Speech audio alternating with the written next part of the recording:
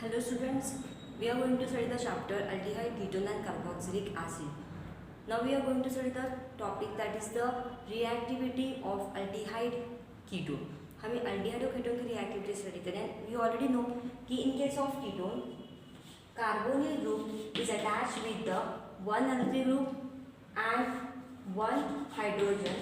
Okay, and in case of ketone, carbonyl group is attached with the two alkyl. Now from this we have to decide कि whether the aldehyde is highly reactive as compared to ketone या फिर ketone is highly reactive as compared to aldehyde. Okay, तो सबसे important चीज़ ये है कि aldehyde और ketone में कार्बोनिल ग्रुप प्रेजेंट होता है, and carbonyl group is nothing but the C double bond O group. And in case of carbonyl group, oxygen is highly electronegative, so that it carries a negative charge, and because of that negative charge on the oxygen, carbon carries a partial positive charge. That means there is a development of polarity, there is a formation of polar charges on the oxygen and carbon, and because of that polarity, the carbon becomes electrophilic in nature in aldehyde and ketone. aldehyde और ketone में carbonyl carbon जो है वो electrophilic हो जाता है, और उसके वजह से इस इलेक्ट्रोफिलिक कार्बन के ऊपर न्यूक्लियोफाइल का अटैक जो है वो होना पॉसिबल हो जाता है. न्यूक्लियोफाइल जो है ऐसी स्पीसीज है जो ऑलवेज नेगेटिव चार्ज कैरी करती है, और जो इलेक्ट्रोफाइल होता है always carries the positive charge. So आपको याद रखना है कि कार्बोनिल कार्बन में ऑक्सीजन जो है वो इलेक्ट्रोनेगेटिव होता है. वो इलेक्ट्रोनेगेटिव होने की वजह से कार्बन इलेक्ट्रोपॉजिटिव हो जाता है, और कार्बन इलेक्ट्रोपॉजिटिव अगर हो गया तो that carbon is considered as a electrophilic carbon. अगर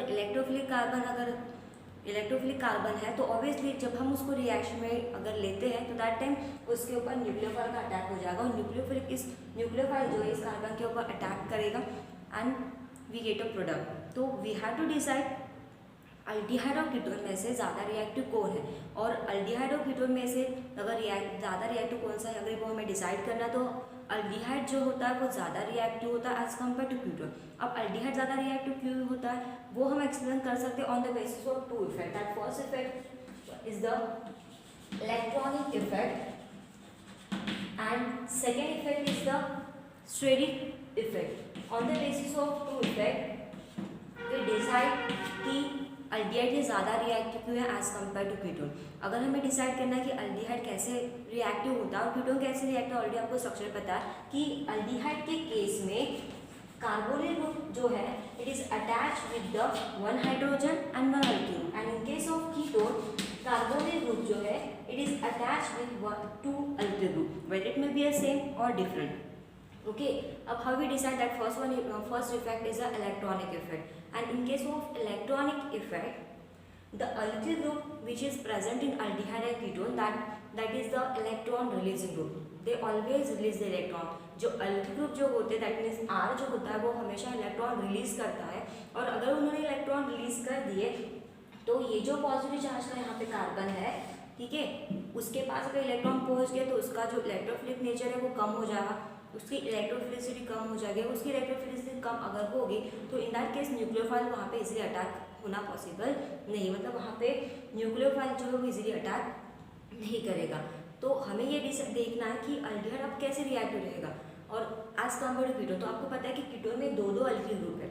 अगर कीटोन में दो अल्किल ग्रुप है तो दोनों के दोनों अल्किल ग्रुप इलेक्ट्रॉन को रिलीज करेंगे. अगर दोनों अल्किल ग्रुप अगर इलेक्ट्रॉन को रिलीज करते हैं तो इन दैट केस इस कार्बन की इलेक्ट्रोफिलिसिटी डिक्रीज होती है, क्योंकि ये इलेक्ट्रॉन डिफिशिएंट स्पीसीज है. अगर ये इलेक्ट्रॉन इसको दे रहे हैं, ये अगर इलेक्ट्रॉन रिलीज करा ये भी इलेक्ट्रॉन अगर रिलीज करा तो उसके पास का पॉजिटिव चार्ज कम हो जाएगा, मतलब उसकी इलेक्ट्रोफिलिसिटी कम हो जाएगी.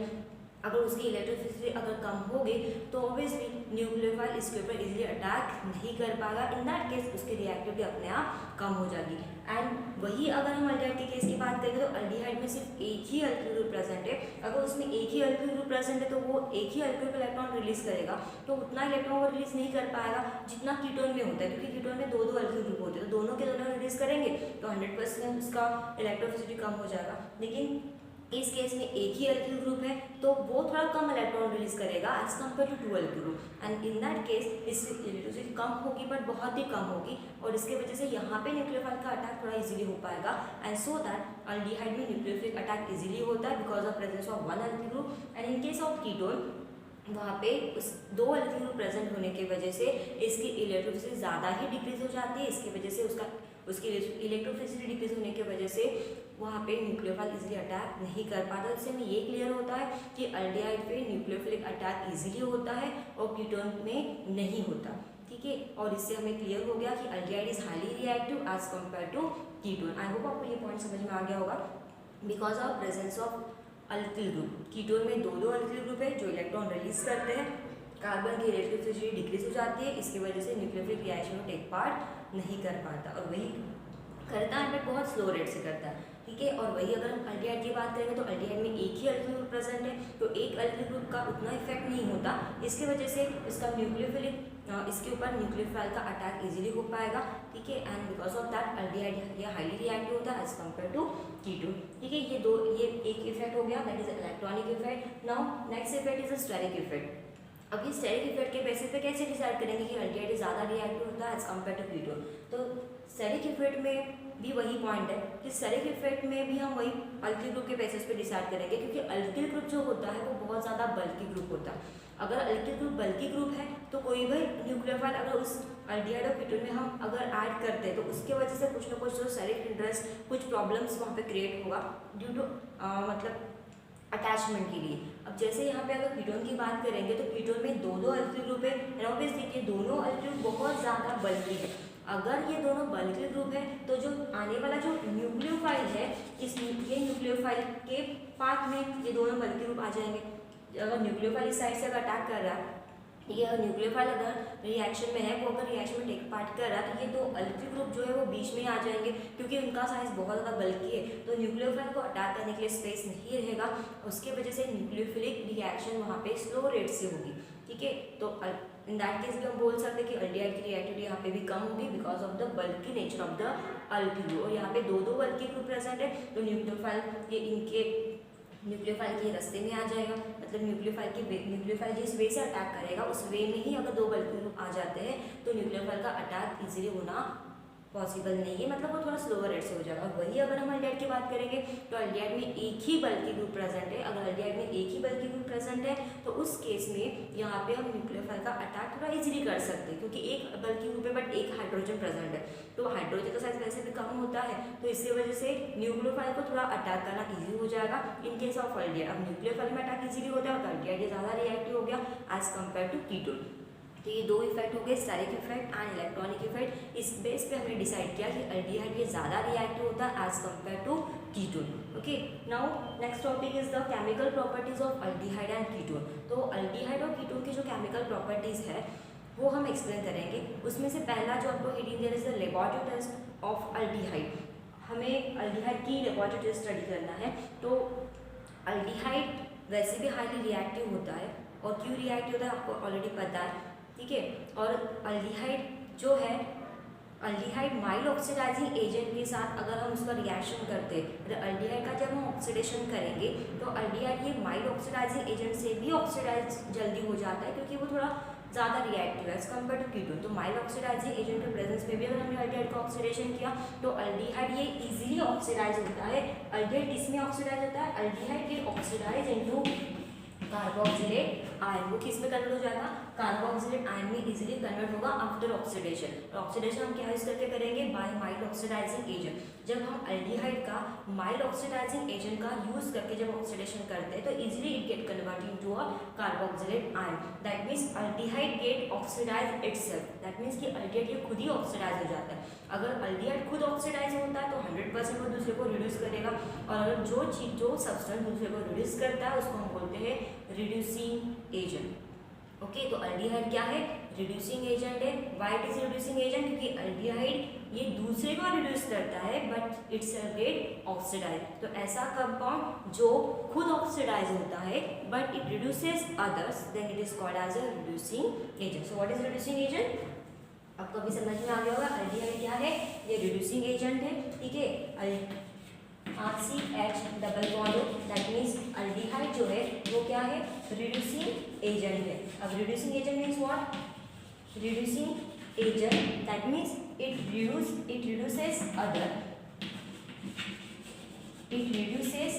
अदर, वो दूसरे को रिड्यूस करेंगे, it reduces others but itself get oxidise, ठीक है, बट इटसेल्फ गेट ऑक्सीडाइज, तो क्या हो जाएंगे, खुद जो है वो रिड्यूस होंगे लेकिन दूसरे को ऑक्सीडाइज करेंगे। और अल्डिहाइड की स्पेशलिटी ये है कि अल्डिहाइड ये माइल्ड ऑक्सीडाइजिंग एजेंट के प्रेजेंस में भी ऑक्सीडाइज हो जाता है और कार्बोक्सिलेट आयन में कन्वर्ट होता है। अब खुद वो ऑक्सीडाइज होगा मतलब दूसरे को रिड्यूस करेगा, और जो दूसरे को रिड्यूस करता है उसको हम क्या बोलते हैं, रिड्यूसिंग एजेंट। तो अल्डिहाइड क्या है आपका, रिड्यूसिंग एजेंट है। तो व्हाट अबाउट द कीटोन, आपको पता है कि कीटोन कैसे रहेगा, कीटोन जो है वो माइल्ड ऑक्सीडाइजिंग एजेंट के प्रेजेंस में इजीली ऑक्सीडाइज नहीं होता क्योंकि उसकी रिएक्टिविटी कम होती है, क्योंकि उसमें दो अर्थिल प्रेजेंट है। And because of electronic effect and steric effect already हम वी एक्सप्लेन कि कीटोन की रिएक्टिविटी बहुत कम होती है। कीटोन की रिएक्टिविटी अगर बहुत कम है तो इन दैट केस वो माइल्ड ऑक्सीडाइजिंग एजेंट के प्रेजेंस में ऑक्सीडाइज नहीं होगा, इजीली ऑक्सीडाइज नहीं होगा। उसको अगर हमें ऑक्सीडाइज करना है तो हमें स्ट्रॉन्गर ऑक्सीडाइजिंग एजेंट की रिक्वायरमेंट रहेगी, मतलब स्ट्रॉन्गर ऑक्सीडाइजिंग एजेंट के प्रेजेंस में ही वो इजीली ऑक्सीडाइज हो पाएगा। ओके, तो ये पॉइंट है कीटोन के बारे में। देन उसको अगर हमें कीटोन को ऑक्सीडाइज करना है तो हम उसको कैसे करेंगे, by using stronger oxidising agent. Then aldehyde और कीटोन को डिस्टिंग्विश करने के लिए हमारे पास टेस्ट दिए, जिसके टेस्ट के हेल्प से हम अल्डिहाइड को और कीटोन को एक दूसरे से डिस्टिंग्विश कर सकते हैं। The number of test that on that basis we distinguish the aldehyde from the ketone. Okay, so in that we taken the first test, that is skip test. So what is a skip test? In skip test when we take a aldehyde and in aldehyde we added the skip base. अगर हमारे पास aldehyde है और aldehyde में अगर हमने skip reagent that is skip base को हमने add कर दिया, skip base और skip reagent is nothing but a substituted imine, ठीक है। अगर वो नहीं है तो आपको बाद में वो आ जाएगा क्योंकि इसी चैप्टर में बाद में इमिन के बारे में दिया हुआ है। बट अभी याद रखना है कि अगर हमें स्कीप रिएजेंट हमारे पास अवेलेबल है तो हम क्या करेंगे, अल्डिहाइड लेंगे, अल्डिहाइड में स्कीप रिएजेंट ऐड कर देंगे। अल्डिहाइड में स्कीप रिएजेंट ऐड करने के बाद हमें वहाँ पे रेड कलर, पिंक कलर या फिर मजेंटा कलर का कंपाउंड वहाँ पे मिलेगा। अगर वहाँ पे रेड और पिंक या फिर मजेंटा इनमें से कोई भी कलर अपेयर होता है दैट मीन्स वहाँ पे 100% अल्डिहाइड हमें कंफर्म हो जाएगा। लेकिन अगर हमने कोई कंपाउंड लिया है और उसमें हमने स्कीप रिएजेंट ऐड कर दिया but after adding skip reagent it doesn't give any colour, मतलब कोई रेड कलर, पिंक कलर या फिर मजेंटा कलर ऐसा कोई भी कलर वहाँ पे अपेयर नहीं होता, तो इन दैट केस हमें कंफर्म हो जाएगा कि वो अल्डिहाइड नहीं है बल्कि वो क्या है, कीटोन है। अगर हमें अल्डिहाइड और कीटोन को कंपेयर करना है तो दैट टाइम हम कंपेयर कर सकते हैं। अगर आपको दिया गया कंपाउंड अल्डिहाइड या फिर कीटोन टैली करना है तो हम क्या करेंगे, वो कंपाउंड के लेंगे, कंपाउंड में स्कीप बेस को ऐड कर देंगे। अगर स्कीप बेस ऐड करने के बाद after adding the skip base अगर वो हमें रेड कलर देता है, पिंक कलर देता है या फिर मजेंटा कलर, इन तीनों में से कोई भी एक कलर अगर देता है तो उससे हमें कंफर्म हो जाएगा तो वो सच में अल्डिहाइड है। अगर उसने कलर नहीं शो किया, इन तीनों में से कोई भी कलर शो नहीं किया तो इससे हमें कंफर्म हो जाएगा कि वो आपका कंपाउंड कैसे रहेगा, कीटोन। तो ये होगी पहली डिस्टिंग्विशिंग टेस्ट। इसके अलावा हमें और दो टेस्ट दिए, that is Tollens reagent test and that is also called as the silver mirror test and third one is a Fehling solution test. तो वो टेस्ट हम नेक्स्ट लेक्चर में स्टडी करेंगे। Thank you.